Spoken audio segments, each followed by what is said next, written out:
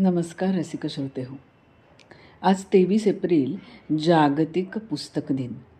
त्यानिमित्त कवयित्री कौमुदी परांजपे यांची एक सुरेख कविता आपल्यासोबत शेअर करते. ऐकूया. पुस्तकातली छापील पाने काय म्हणाली मला, पुस्तकातली छापील पाने काय म्हणाली मला, दुःख मनीचे आज माझिया काय सांगू मानवा. वेद ग्रंथ अन गाथा गोष्टी, वेद ग्रंथ अन गाथा गोष्टी अनंत रूपे माझी, वेद ग्रंथ अन गाथा गोष्टी अनंत रूपे माझी, ज्ञानाचा हा अमूल्य ठेवा तुलना नाही त्याची. कितीक घडले वाचुनी मजला, कितीक घडले वाचुनी मजला, किती पिढ्या या तरल्या, किती संस्कृती घडून गेल्या, किती रूढी बदलल्या. ज्ञानाचे हे कण वेचुनी, ज्ञानाचे हे कण वेचुनी अनेक साक्षर झाले, ज्ञानाचे हे कण वेचुनी अनेक साक्षर झाले. शब्दरूपी उत्तर जाणुनी प्रश्न निरुत्तर झाले.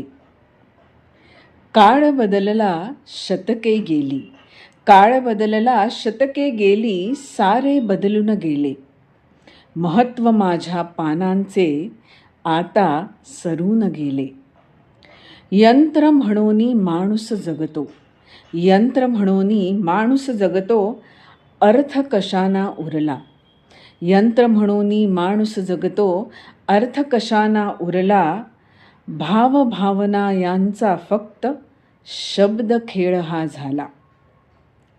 आदि अनंती मीच आहे, आदि अनंती मीच आहे, इतके ध्यानी असू दे.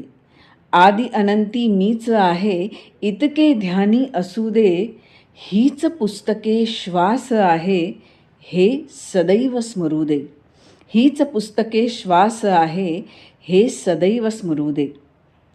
पुस्तकातली छापील पाने, पुस्तकातली छापील पाने हेच सांगत होती. मित्र खरा मी संकटकाळी सत्वर धावून येई, मित्र खरा मी संकटकाळी सत्वर धावून येई. रसिक श्रोते हो, आहे की नाही अगदी सुरेख कविता.